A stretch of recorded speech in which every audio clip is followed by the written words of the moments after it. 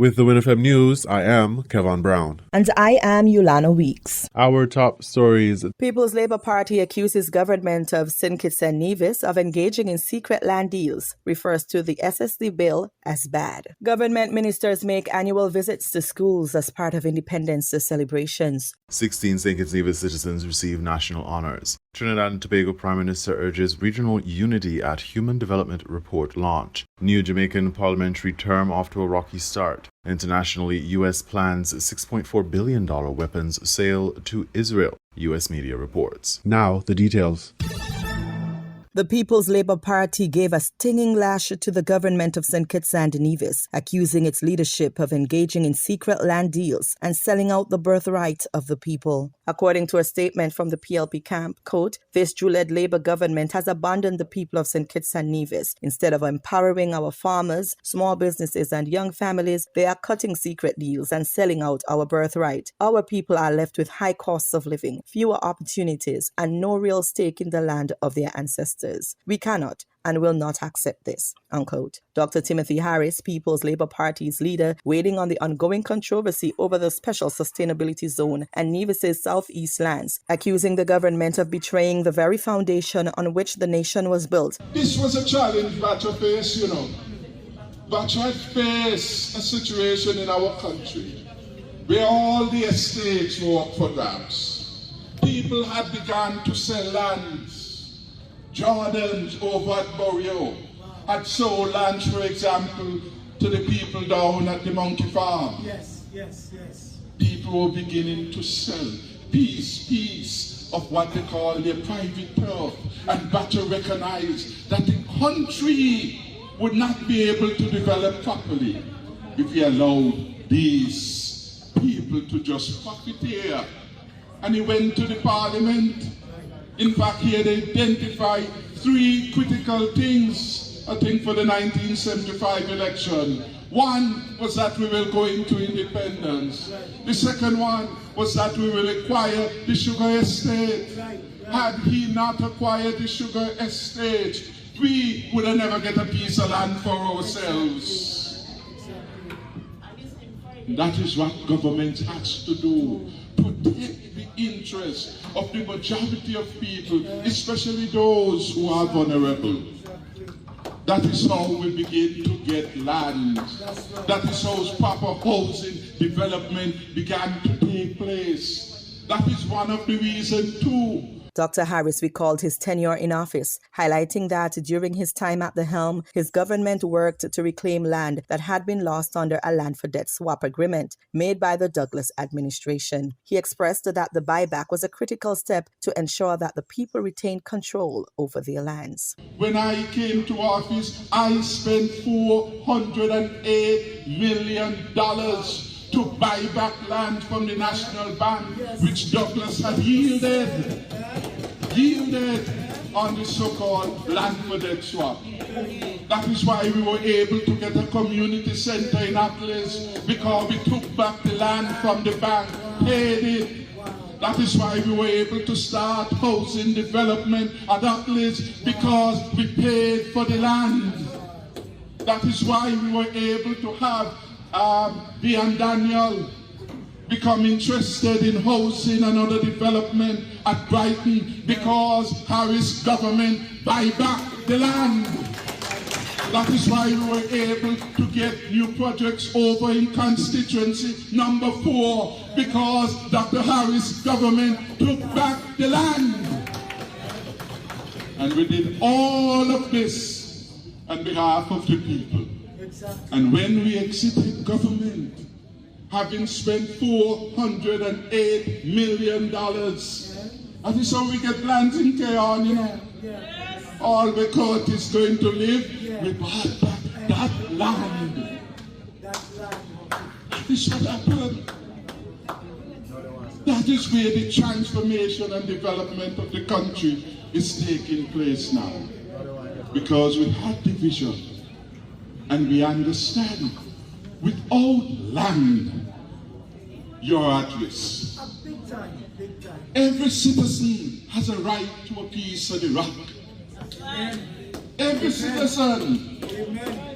and the nationalization of the land and the subsequent payment for the land allow us to do so. Harris suggests that the government's actions with the Special Sustainability Zone are a threat to the hard-fought gains of the country. These things that they're now attempting with sustainable zone is to take us backwards.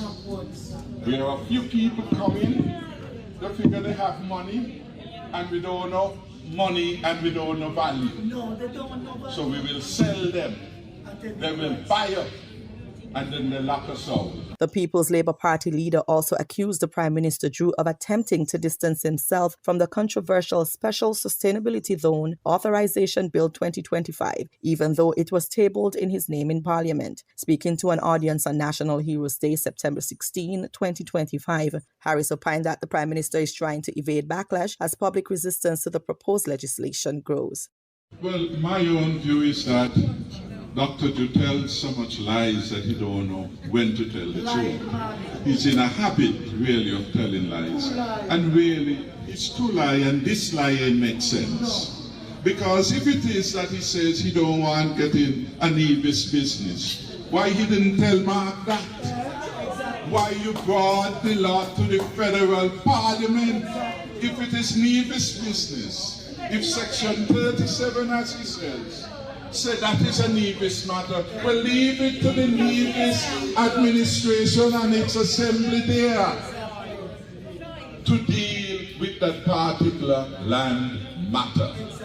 You see, the mess now hit the fan, and he recognized there's a problem.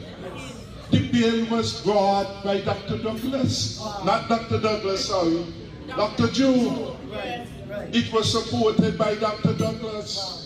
And it was supported by Jeffrey. The man who seconded the bill was Mark Brantley. As soon as you finish moving the bill. So he didn't want to be in it, but he's moving it. It is in his name. You see the calamity?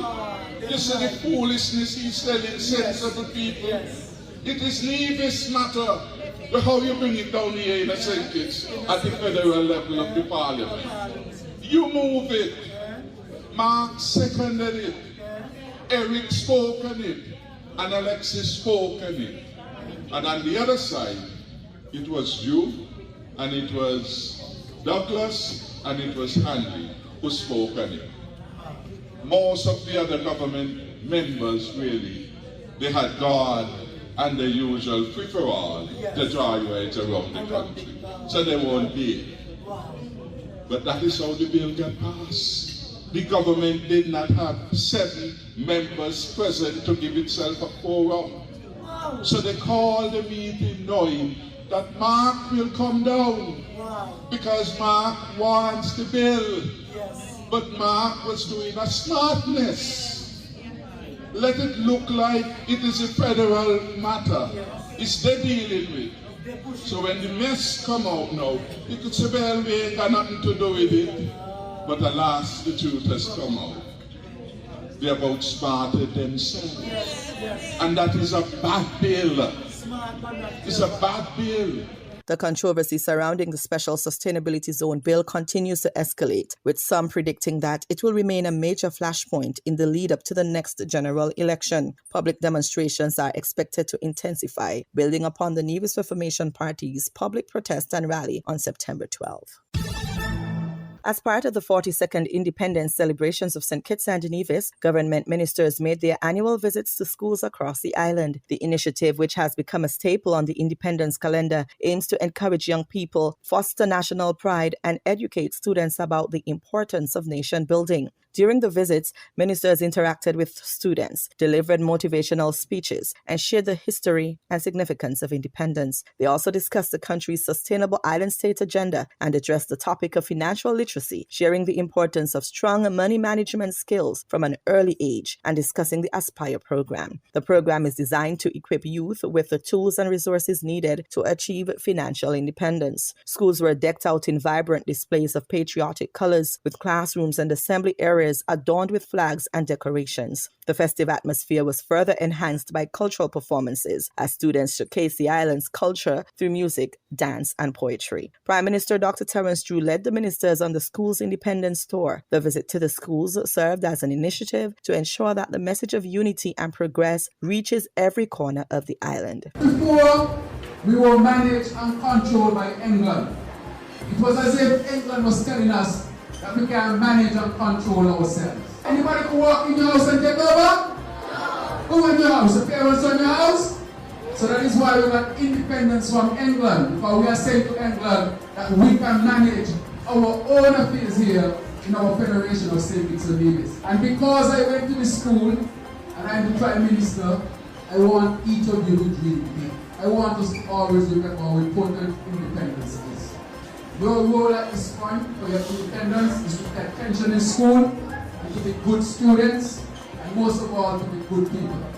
I want to encourage you to stay away from violence and crime. That ain't good, but aim to be something good. Speaking at the Dr. William Connor Primary School, Minister Conris Maynard delivered an interactive presentation on the Independence 42 theme, breaking down the meaning of the theme and encouraging the students to think about how it applies to their lives and their future. Perpetual progress, a sustainable future in view, Independence 42. Now, what does that mean for children like you?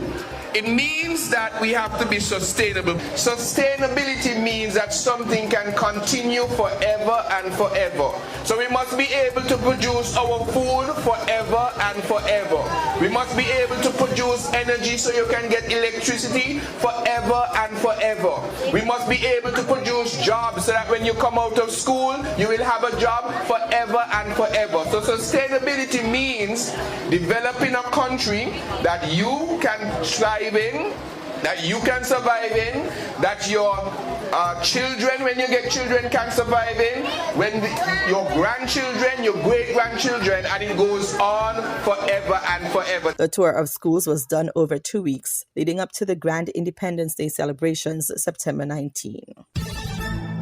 The Federation of St. Kitts and Nevis celebrated its 42nd anniversary of independence under the theme Perpetual Progress, a Sustainable Future in View, Independence 42 on September 19, 2025. Prime Minister of St. Kitts and Nevis, the Honourable Dr. Terence Drew, in a national address, encouraged citizens of the Federation to continue on the path of perpetual progress. Let our refrain be simple and strong.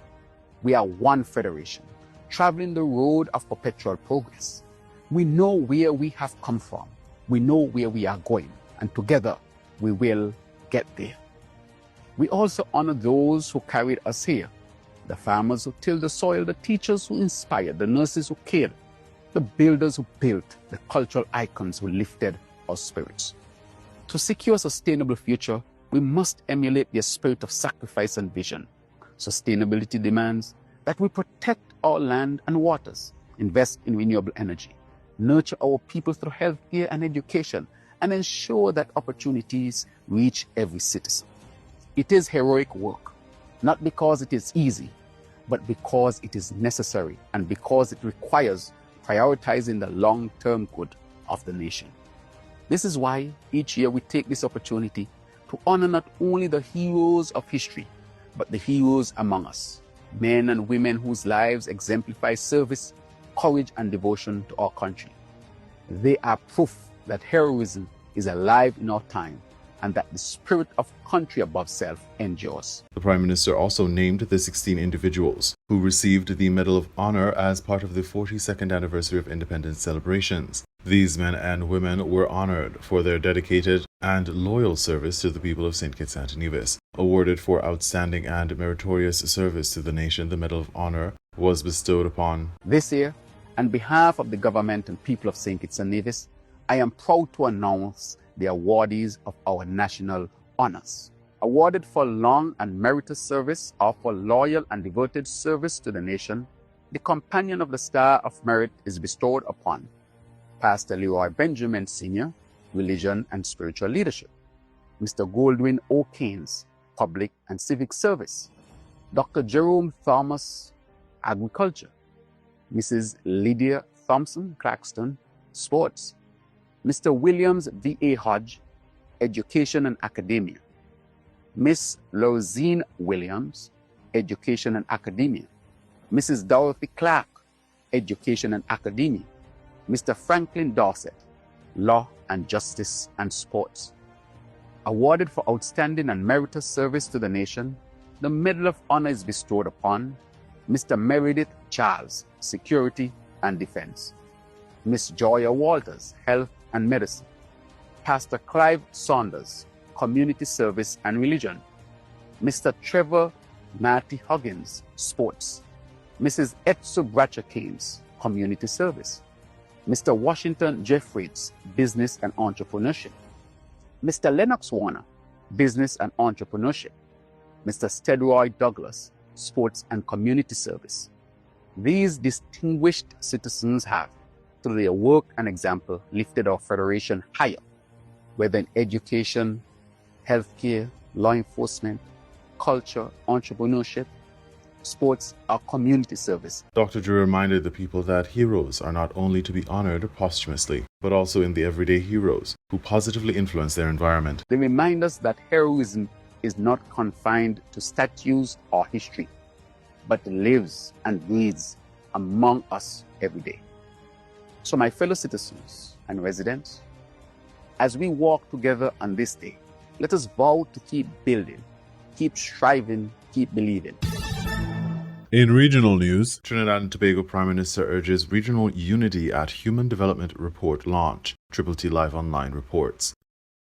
Under pressure, recalibrating the future of development in Latin America and the Caribbean was the theme of the United Nations Development Programme's Regional Human Development Report for 2025.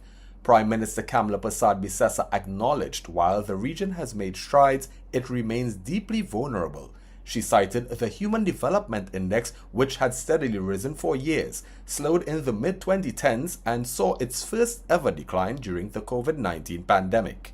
Recovery since then has been uneven and uncertain. Today, our region faces uncertainty, levels that are higher than the global, 50% higher than the global average. And the truth is, crises no longer come one at a time. That is what this report rightly calls a polycrisis. The conclusion is undeniable. Business as usual is no longer an option. Prime Minister Persad-Bissessar remained optimistic, noting the report offered a roadmap for advancing human and sustainable development in a positive upward direction. She urged citizens to recognize the vast potential ahead, including digital transformation, artificial intelligence, and emerging technologies, all key accelerators of human development. From these mounting pressures, we must chart a new path of resilient human development. We must have a model where progress is not fragile, where a single crisis cannot erase decades of hard work, and where every gain is protected and shared. This vision calls for action. The Prime Minister also acknowledged the UNDP's significant contributions to Trinidad and Tobago through its ongoing 60-year-long partnership. The UNDP has walked alongside us in building schools, in strengthening governance, in advancing digital transformation, and now in charting a future of resilience. Their work is not just analytical, it is practical, people-centered, and enduring. For this, on behalf of my government and the people of Trinidad and Tobago, we extend our gratitude to you and your teams. Prime Minister Persad-Bissessar also noted that 12 of her ministers have recently engaged in discussions with various UN representatives as the government continues to chart the way forward. Jason John, TTT News. New Jamaican parliamentary term off to a rocky start. Television Jamaica has the details. One hand can't clap. The message from the parliamentary opposition to the government amidst calls for unity and cooperation on national issues. But it appears the new parliament is off to a rocky start as Juliet Holness has returned as House Speaker without the support of the opposition. Now, all parliamentarians were present today at the swearing-in ceremony. Andrea Chisholm begins our coverage. One by one, members of Parliament take the oath of allegiance, setting the stage for robust debate in the House of Representatives. 35 government members and 28 representing the opposition. With the government having a 7-seat majority, unity and cooperation are even more important. I extend once again my hand of partnership to the opposition parliamentarians. Unity is strength, and we must all strive for it. However, it cannot be achieved by platitudes or just empty words. One hand can't clap. And it is important, if we want to build consensus around important topics, that there be some action, some actual tangible effort to achieve consensus. And the events that have taken place here today, I don't think augur well in that regard. Events such as this. I, Juliet Anne-Marie Holness. Juliet Holness was returned as Speaker of the House. In an unprecedented move, the opposition did not support her appointment. Unresolved issues in the old Parliament have resurfaced. They continue to argue the House Speaker is unfair. In her presentation, Mrs. Holness went straight to business, pledging to complete the review of the standing orders and other unfinished tasks.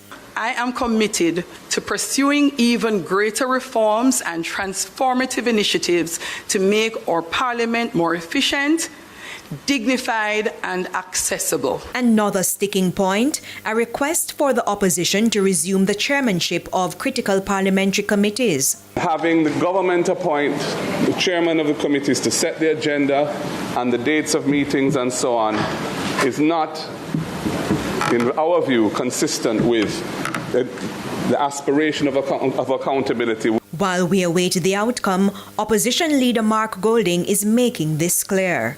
We intend to hold this government to account. Yes.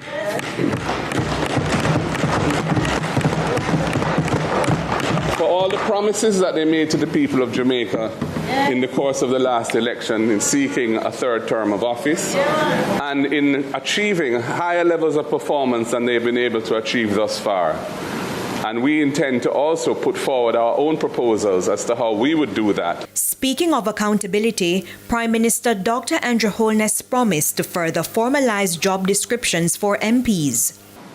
This reform will make clear what the public rightly expects its elected representatives to do: regular attendance and active participation in sittings and committees, diligent oversight of ministries and agencies, transparent and ethical use of public resources, and continuous visible engagement with constituents. It will also create a framework to measure performance, improve accountability, and strengthen public trust in institutions. In the meantime, there was another notable observation from today's sitting. All is not well between MP for Southwest St. Catherine Everald Warmington and his colleagues from the Jamaica Labour Party. Now, Mr. Warmington was in the chamber long before his colleagues arrived, and for the most part, he kept to himself. After he was sworn in, Mr. Warmington did not even shake the Prime Minister's hand. He went straight to the door and left the chamber. He told our cameras to stay tuned. Andrea Chisholm, TVJ News. We now bring you these international reports. Reports in the US media say President Trump's administration is seeking approval from lawmakers in Congress to sell Israel around $6 billion worth of military equipment. The planned package is reported to include 30 Apache attack helicopters at the cost of $3.6 billion, nearly doubling Israel's current stocks. The sale also includes 3,200 assault vehicles for the Israeli Defense Forces, with a price tag of $1.9 billion. The reported deal comes ahead of the annual United Nations General Assembly next week, where the situation in Gaza is high on the agenda. The UN Secretary-General Antonio Guterres called on the international community to end the fighting. What we are witnessing in Gaza is horrendous. It is the worst level of death and destruction that I've seen in my time as Secretary General, probably in my life. Meanwhile, Israel says it will operate with what it called unprecedented force in its continuing assault on Gaza City. The Israeli military has urged the hundreds of thousands of Palestinians still believed to be in the area to move further south, saying around 480,000 Gazans had moved in that direction since late August. Palestinian media reports said the Israeli military blew up a number of explosive-laden vehicles in one neighbourhood of Gaza City as it continues to demolish homes and buildings. Meanwhile, residents who have moved south to what Israel calls a humanitarian area in Al-Mawasi in the city of Har Yunis say they are struggling to find food and shelter. These people described what they've experienced. We escaped the bombardment.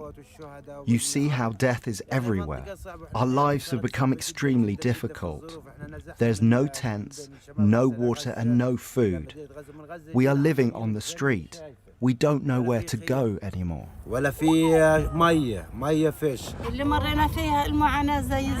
What we went through was daunting. The hunger, the lack of food, of money and work. Death follows us everywhere, bombing wherever we turn. When we went back north, we stayed for a month, and then they bombed us, so we escaped. We're extremely burned out and tired of displacement. 4 whole days on the road. We went all over Gaza. We don't have the money to rent or money to eat. Hunger is killing us. We have nothing. Well, let's talk to Stephen Zunes, who is Professor of Politics and Director of Middle East Studies at the University of San Francisco. Thank you very much for joining us on BBC News. Can I ask you, first of all, what you make of these reports that the Trump administration is seeking Congress to approve the sale to Israel of around $6 billion worth of military equipment? It's something that the Trump administration has done before, and the Biden administration before that, asking for additional arms transfers on top of the $3.3 billion annual military aid and the $17 billion of supplemental military aid that has gone to Israel since the start of the war nearly 2 years ago. It is certainly controversial with the American people. Close to 2/3 of Americans, according to public opinion polls, oppose additional military aid to Israel. But the leadership of both the Republicans and the Democrats in Congress seem to be supporting it, and there will be some left-wing Democrats who will probably be voting against it.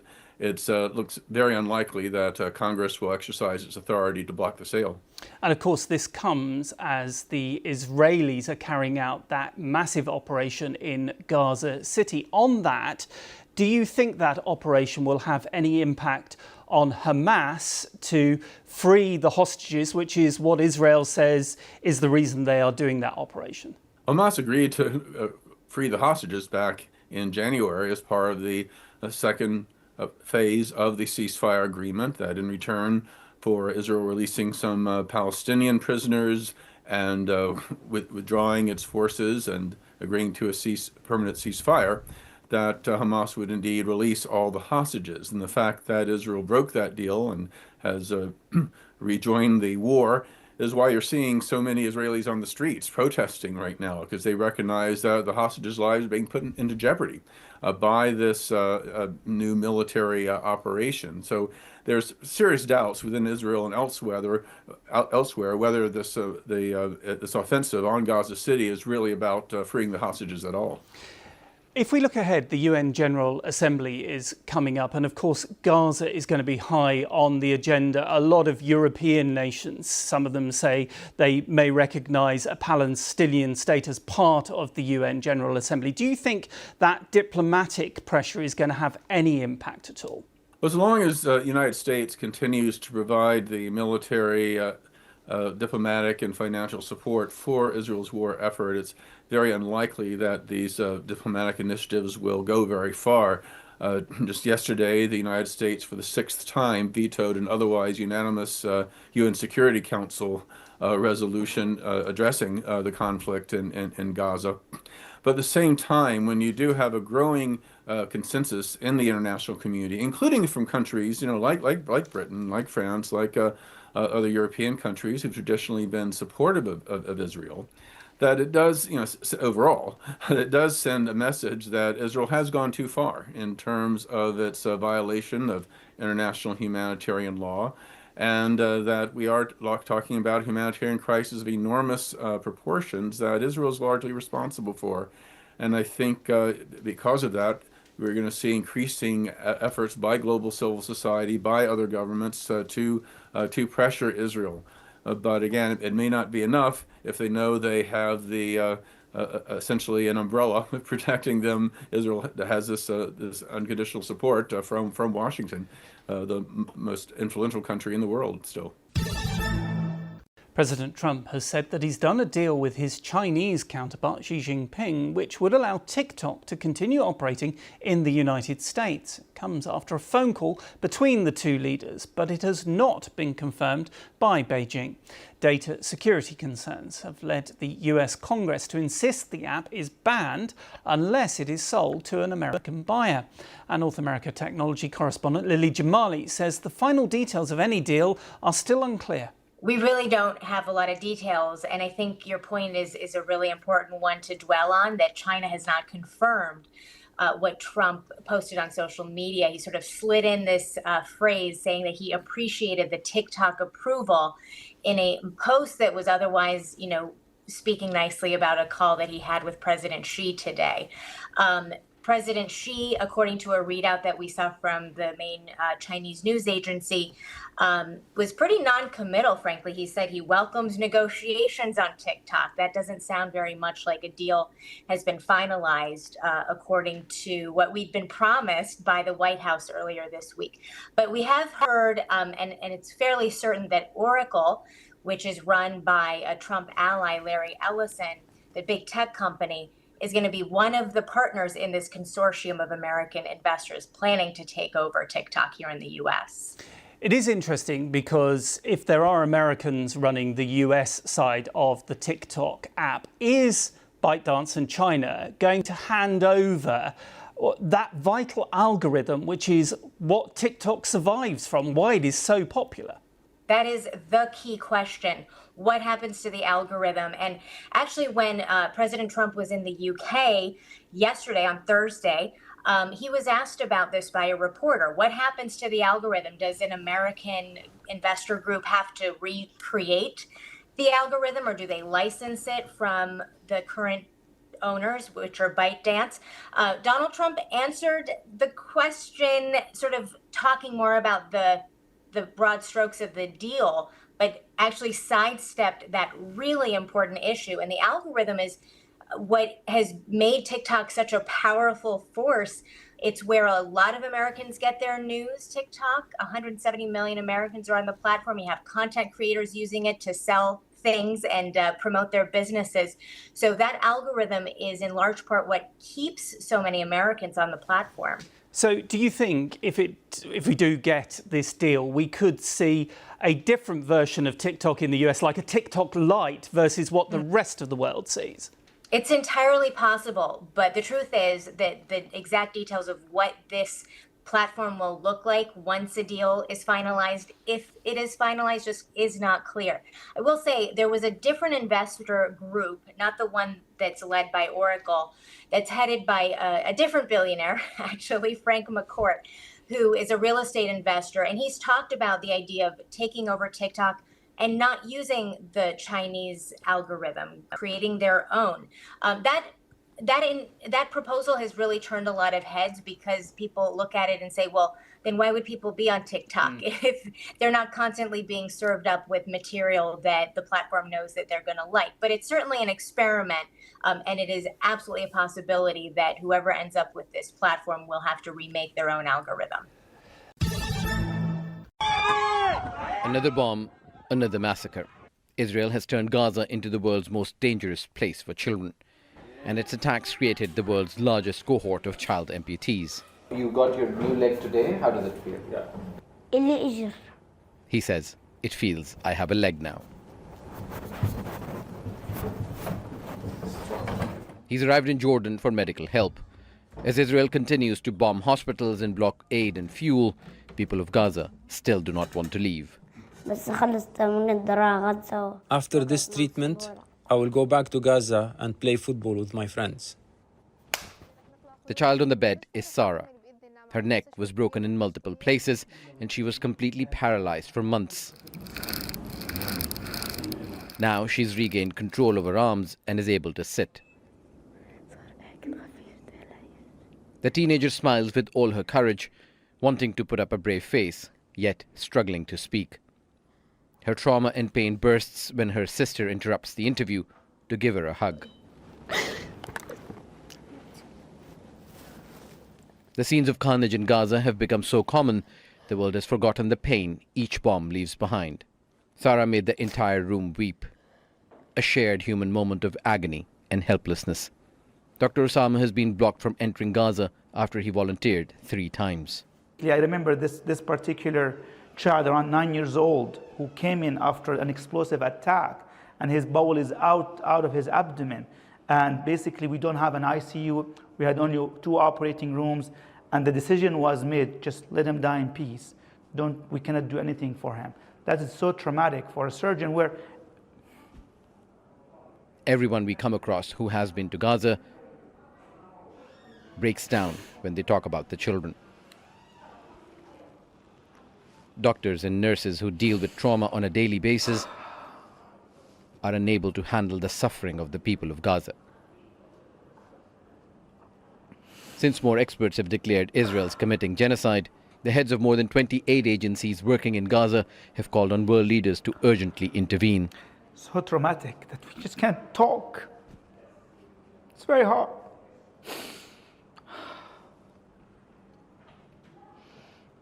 You could easily save his lives with just simple interventions, but no operating rooms available, no ICU beds available. Just let him die. Very hard. The teenagers are appealing for help to evacuate their father, who also needs urgent medical care after being wounded in the same bombing.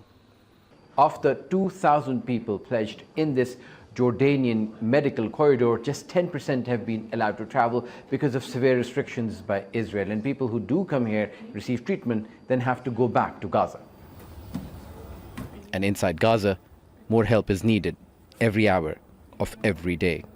I would recommend and call for any healthcare personnel, surgeons in particular, nurses, to apply. Those who did not go there before, they should really step in. This is just one hospital with a few children and doctors who say words fail to describe the horrors being committed in Gaza. Osama Mijawid, Al Jazeera, at the Specialty Hospital, Amman. At a rally for Gaza in Paris, support for the French President Emmanuel Macron's decision to recognise a Palestinian state. Samia is Palestinian. She hopes it's more than a symbolic move. We're not an aid project. We are people with rights, and we deserve our freedom and our sovereignty, and we deserve justice. So for me, really, recognition, if it doesn't come without sanctions and arms embargo and real accountability, it's political theater at the end of the day. Macron's supporters and some on the political left call the president's decision historic and courageous. His critics say it's misguided and dangerous. The timing is catastrophic. Doing it now exonerates Hamas. France is home to the largest Muslim and Jewish communities in Europe. The war has fueled tensions in the country. Some say recognition will make the situation worse. Others say it doesn't go far enough. Artist Ruth Rosenthal is part of a Franco-Israeli association that's campaigned for Gaza for more than a decade. We're demanding sanctions because we know that Israelis won't stop the madness. And either they can't or they won't or they just don't. So it needs to be from the outside. The debate in France isn't really about whether there should be a Palestinian state. Most people agree with that in principle. The question is more about why is Emmanuel Macron choosing to recognize one now? The rationale for doing it now is that the Israeli plan to prevent any Palestinian state, any Palestinian entity on that land is reaching the no-return point. And if you don't do it now, you will recognize a non-existing potential state. The mayor of the Paris suburb of Ivry has long flown the flag for the Palestinian cause. He says France's recognition should have happened a long time ago. All I can say is at last. A Palestinian state exists, and part is illegally occupied by Israel in a colonial war that aims to conquer and colonize territory. It's nothing to do with religion, so I welcome the president's step.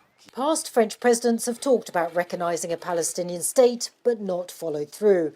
That Macron's taken action reveals a new sense of urgency in Paris about a Palestinian future and sends a message to Israel and to its ally, the US, to immediately change course.